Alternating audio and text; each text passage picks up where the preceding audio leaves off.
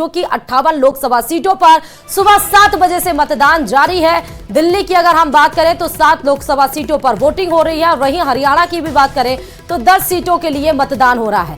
जम्मू कश्मीर की अनंतनाग राजौरी सीट पर भी वोटिंग हुई है। हालांकि इसको शिफ्ट किया गया था क्योंकि उस समय वहां पर मुठभेड़ हो गई थी, इसलिए इस सीट को इस बार 25 यानी छठे चरण में डाला गया। बिहार की 8 लोकसभा सीटों पर मतदान लगातार जारी है। वहीं अगर हम बात करें पश्चिम बंगाल की तो 8 लोकसभा सीटों पर मतदान सुबह 7 बजे से हो रहा है। उत्तर प्रदेश की 14 लोकसभा सीटों पर मतदान जारी है और उड़ीसा की 6 तो वहीं झारखंड की 4 सीटों पर मतदान हो रहा है सुबह 7 बजे से शाम 6 बजे तक।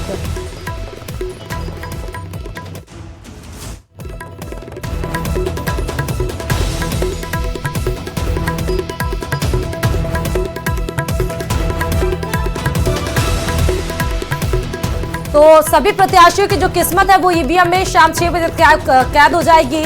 कहां दिग्गज इस बार चुनावी मैदान में छठे चरण में, तो वहीं आपको बताते चले कि दिग्गजों की बात हम बताएंगे, लेकिन छठे चरण में 8 राज्यों की 58 सीटों पर वोटिंग जो हो चुकी है, अब तक कितना फीसदी मतदान हुआ वो आपको ग्राफिक्स के जरिए हम दिखा रहे हैं। उड़ीसा की अगर बात करें तो 21.30, वहीं जम्मू कश्मीर में 23.11% मतदान हुआ, झारखंड में 27.8, तो वहीं हरियाणा में 22.9% मतदान अब तक हो चुका है।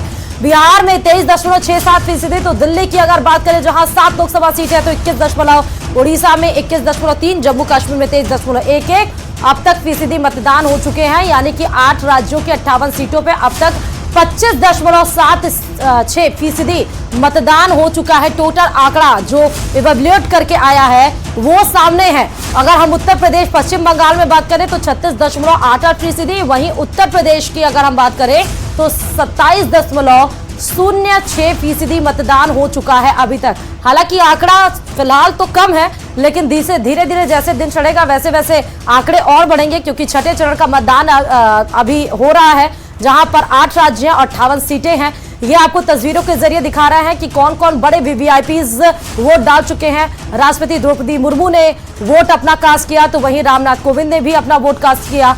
बांसुरी स्वराज जो कि स्वर्गीय सुषमा स्वराज की बेटी है, इस बार प्रत्याशी भी हैं, उन्होंने भी अपना वोट कास्ट किया। प्रियंका गांधी वाड्रा अपना वोट कास्ट करने के लिए पहुंची हैं। उपराष्ट्रपति जगदीप धनखड़ अपनी पत्नी के साथ वोट कास्ट किए, उन्होंने शो भी किया। मेनका गांधी इस बार चुनावी मैदान में भी हैं प्रत्याशी के रूप में और अपना वोट कास्ट किया है। तो वहीं विदेश मंत्री एस जयशंकर भी हरदीप पुरी आपको तस्वीरों में दिख रहे हैं। तो तमाम राहुल गांधी आपको नजर आ रहे हैं। सांसद गौतम गंभीर इस बार भी चुनावी मैदान में है, जो कि इस बार क्योंकि 7 सीटें हैं लोकसभा की, और दिलचस्प लड़ाई है दिल्ली में, क्योंकि एक तरफ इंडिया गठबंधन की तरफ से जहां देखिए कि कांग्रेस और आप में है सीटों का बंटवारा, तो वहीं बीजेपी अकेले सीटों पर फाइट कर रही है।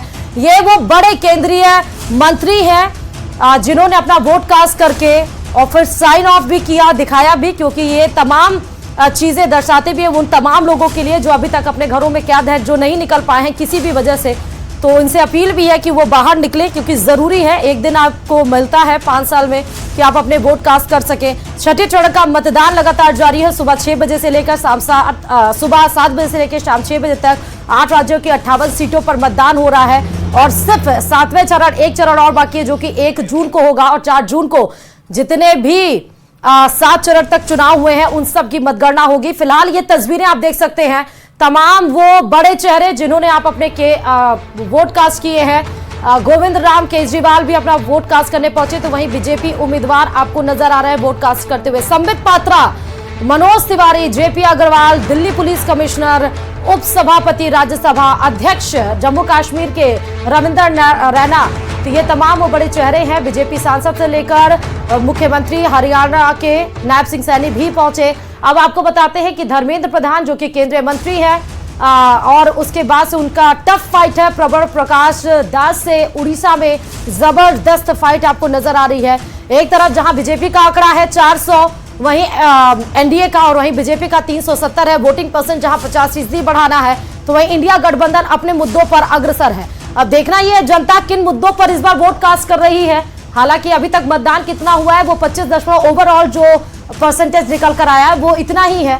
देखना है शाम 6 बजे तक माफ करेगा कि कितना मतदान होता है। फिलहाल ये तस्वीरों के जरिए आप देख सकते हैं राहुल गांधी, प्रियंका गांधी ने भी अपना वोट कास्ट कर दिया। राहुल गांधी इस बार रायबरेली से भी चुनावी मैदान में है। तो वहीं पुरी की बात करें संबित पात्रा, हालांकि पिछली बार हार गए थे संबित पात्रा, लेकिन इस बार फिर चुनावी मैदान में है। तो देखना है कि संबित पात्रा की इस बार क्या किस्मत खुल पाती है या फिर नहीं। तो बड़े बड़े दिग्गज इस बार चुनावी मैदान में है। अरुण पटनायक भी आपको उड़ीसा से नजर आ रहे हैं, वहीं संबित पात्रा बीजेपी से इस बार फिर अपनी किस्मत आजमा रहे हैं। और इधर तस्वीर में आप जगदीप धनखड़ को आप देख रहे हैं, उपराष्ट्रपति, और वहीं मनोज तिवारी जो कि इस बार फिर से बीजेपी के प्रत्याशी के तौर पर दिल्ली में अपनी किस्मत आजमा रहे हैं। तो ये वोटिंग कास्ट परसेंट कहां वोटिंग हो रही है, ये भी आपको हम ग्राफिक्स के जरिए दिखा रहे हैं। बिहार की जैसे 8 लोकसभा सीटों पर इस बार वोटिंग कास्ट परसेंट हो रहा है। वहीं झारखंड की अगर हम बात करें तो 4 सीटों पर मतदान जारी है। दिल्ली की बात करें तो 7 लोकसभा सीटें हैं। एक तरफ दिल्ली में क्योंकि दिलचस्प लड़ाई है कथित शराब घोटाले को लेकर, आपके साथ जो हुआ वो आप सबको पता है। वहीं बीजेपी आश्वस्त है। पश्चिम बंगाल की 8 लोकसभा सीटों पर भी मतदान हो रहा है। बासुरी स्वराज इस बार पहली बार चुनावी मैदान में है दिल्ली से ही। तो देखना है कि क्या बासुरी स्वराज भी जीत हासिल कर पाती है या नहीं कर पाती है। दिनेश लाल यादव ने रहुआ पिछली बार क्योंकि उपचुनाव हुआ था और बीजेपी ने उनको उतारा था, जीत हासिल करके आए थे, लेकिन इस बार उपचुनाव नहीं है, इस बार चुनावी मैदान में है।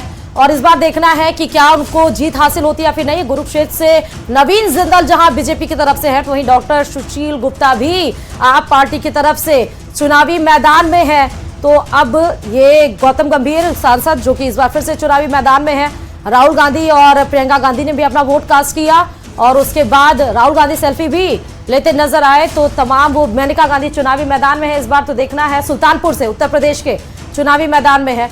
अब आपको तस्वीरों के जरिए एक बार फिर से समझाते हैं या दिखाते हैं, या आप देख सकते हैं कि कौन कौन बड़े दिग्गज जो लोग हैं वो चुनावी मैदान में है, जो लड़ रहे हैं।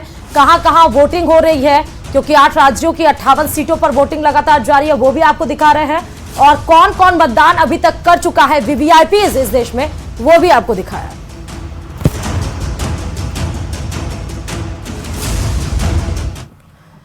और चलिए, दिल्ली बीजेपी के अध्यक्ष वीरेंद्र सचदेवा ने अपने एक्स हैंडल पर पोस्ट के जरिए कांग्रेस पर सीधा निशाना साधा।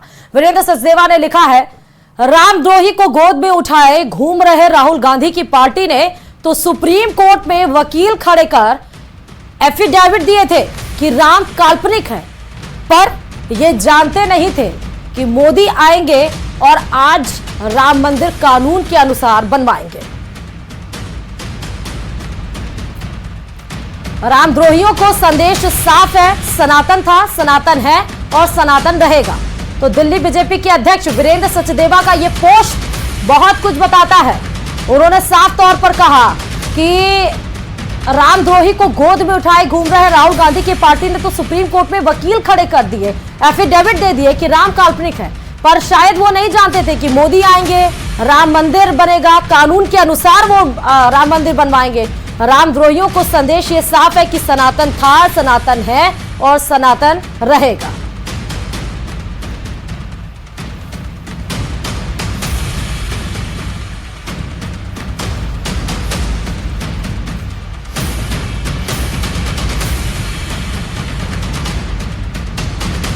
जब भगवान ने पूरे ब्रह्मांड को रचा है तो मंदिर सिर्फ अयोध्या में क्यों?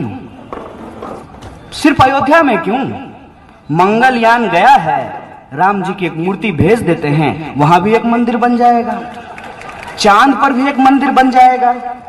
मसला यह है कि मंदिर बनाना ही नहीं है। मंदिर बन जाएगा तो सरकार नहीं बन पाएगी, इसीलिए यदि सरकार बनाना है तो मंदिर नहीं बनाना है।